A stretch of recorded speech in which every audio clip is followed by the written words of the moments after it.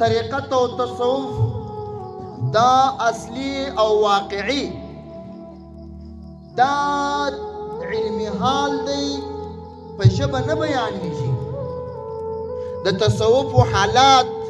د تصوف څېړنې، د تصوف په پر مسیر او پر تګلاره باندې د اولیاو مزاجونه او د اولیاو شطحیات دا په ژبه نه بیانېږي. خو بیا هم دا چې د فتنو دور دی، د مشکلاتو دور دی او رنګارنګ تصوف ته د خلکو اعتراضونه راګرځېدلي دي او رنګارنګ تصوف هم د داسې چا لاس ته ورغلی دی چې نه باید او نه خواسته چې سبا به د طریقت او د تصوف په نام باندې خلک خرافات او بدعات ته د تصوف په نوم ورکړي. نو په دې اساس باندې د تصوفو هغه مسیر چې د اولیاو څخه راپاته دی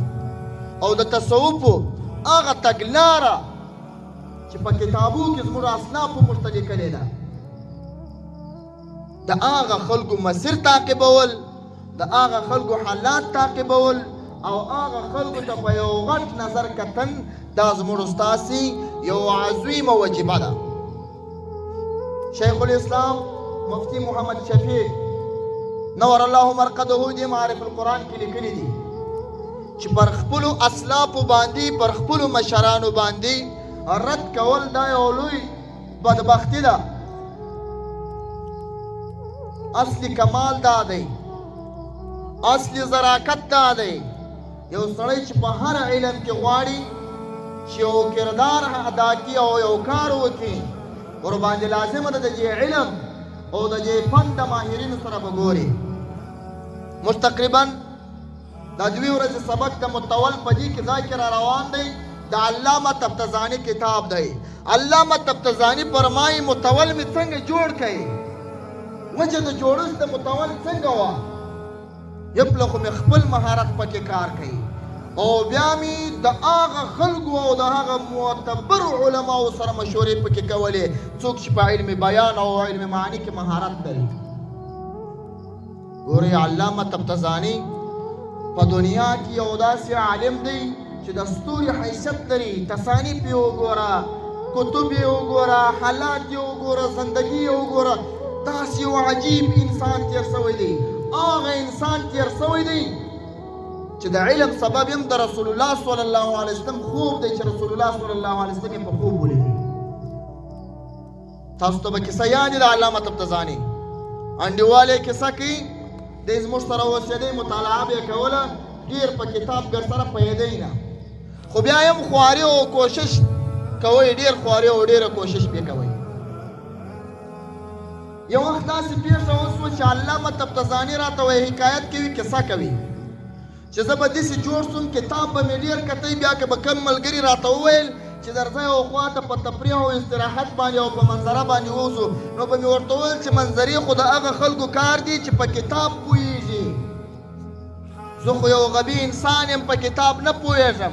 زما دپاره د کتاب مطالعه د تر منظرې بهتره ده، ځکه زه به په کتاب پوه سم، مطالعه به ډېره وکړم. دا د ده په خوله کې جوړه وه چې هر ملګري ته بیا دا وویل. یو وخت داسې پیښه وسوه چې یو ځای بیده دی، خوب ویني، یو کس ورته راغی، ورته وایي یا سعد راځه، دی ورته وایي چې زه نه ځم، چیرې مې باید، زه په خپل مطالعه اخته یم، په خپل خوب کې ورته وایي. دا ور ولاړی، بل ورته راغی یا سعد راځه، دی ورته وایي نه درسره ځم. دریم وار ورته راغی چې یا سعد راځه، تا ته رسول الله صلی الله علیه وسلم درته انتظار دی، راځه. علامه تفتزاني دا یې را روان کړي چې کله راغی په مجلس کې چې حاضر سو، رسول الله صلی الله علیه وسلم ناست دی، ورته وایي یا سعد څه پیښه ده چې 3 واره مې حالات در واستول او نه راتلې؟ دی ورته وایي یا رسول الله ما ته دا سوچ جوړ سو چې دا داسې یو عادي مجلس ته مې بیایي، نه وم خبر چې محبوب رباني دلته ناست دی. که زه داسې پوهېدلی چې په دې مجلس کې زما د الله پر رسول سترګې لګېږي او په دې مجلس کې ما ته د محمد مصطفی ملاقات نصیب کېږي چې زه به په اوله پلم راغورځېدلی وای خو دا چې راته معلومات نه وو او کم قاصد چې ما ته راتلی یم هغه هم دا نه دي راته ویلي چې محمد عربي صلی الله علیه وسلم درته انتظار دی او بیا یې دا شکایت ورته وکړي یا رسول الله حافظه مې ډېره کمزورې ده د خپلې حافظې د کمزورۍ د وجې څه نسوم راتلی په عموم کې مې په ورځ کې دا عادت جوړ شوی چې هر طالب راته د استراحت او د منظرې په خاطر یو ځای دی او ځای غوښتنه وکړي چې پلانکي ځای ته به ولاړ شو زه ورته وایم چې نسم تلای ځکه زما مطالعه پاته ده همهغه سوچ مې په خوب کې هم په ذهن کې رسول الله صلی الله علیه وسلم ورته فرمایي خوله وازه کړه او بیا رسول الله صلی الله علیه وسلم د دې خپل خوله ناړې ورکړلې کله چې علامه سعدالدین تفتزاني سهار راکښېنستی دا رنګ یې هم ډېر تک ژړ او پر قیافه باندې هم اثرات ښکاره او د استاز مجلس ته ورغلی د استاز په مجلس کې ناست دی استاز طالبانو ته سبق وایي د سبق په مابین کې سعدالدین تفتزاني صاحب د استاز څخه یو دوې علمي پوښتنې وکړلې استاز ډېر په تعجب کې پاته شو دا خو هغه طالب و چې ټول طالبان به پوه شو دی نه پوهېدی اوس ته پېښه وشوه چې دی داسې علمي سوالونه زما څه کوي چې دا د ده حالات پر دې دلالت کوي چې دی یو ډېر ذکي او با تجربه طالب دی ورته پوښتنه کوي یا سعد نن دې حالات د نورو ورځو څخه مغیر دي پخوا ته داسې نه وې پخوا ته ډېر غبي وې بیا دا کیسه ورته وکړله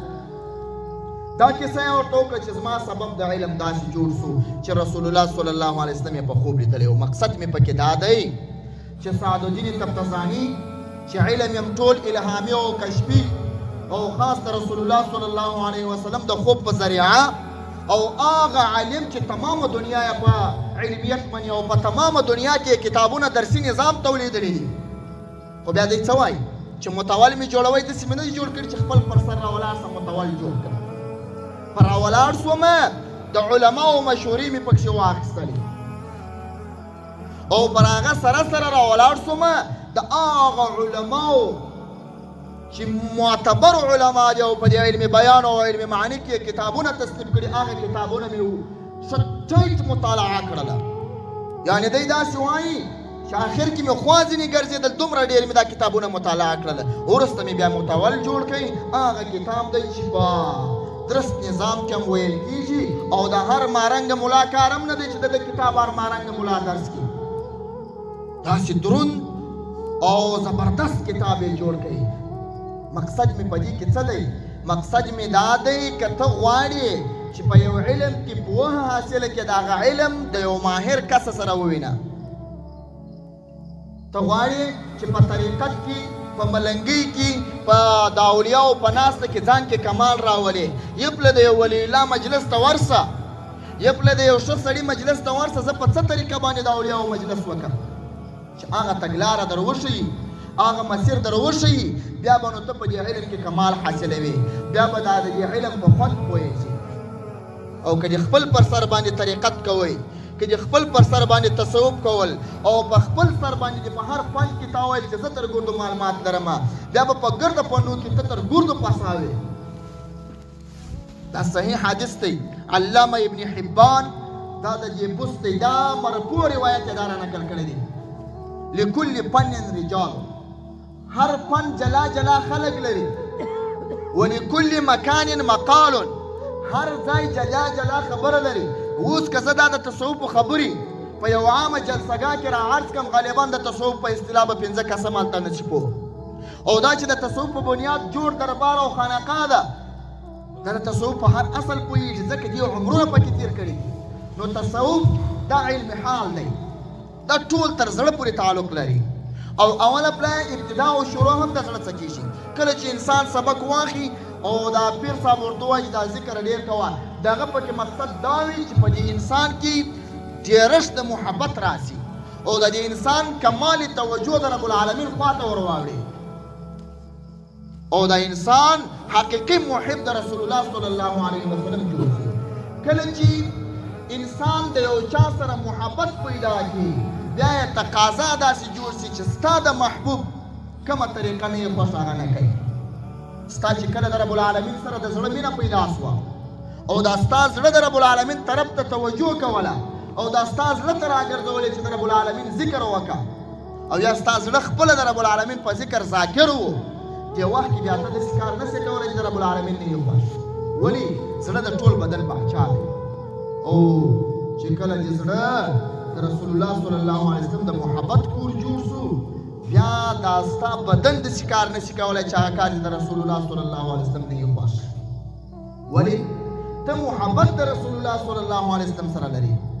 او د محبت په باب باندې مې دا شیخ عبدالحق صاحب واقعه درته نقل کړې وه د ابو داود پر محشي باندې پر حشه باندې یې حشه کړې ده د موسی علیه السلام واقعه ذکر کړې ده په لنډو الفاظو به واقعه درته ذکر کړم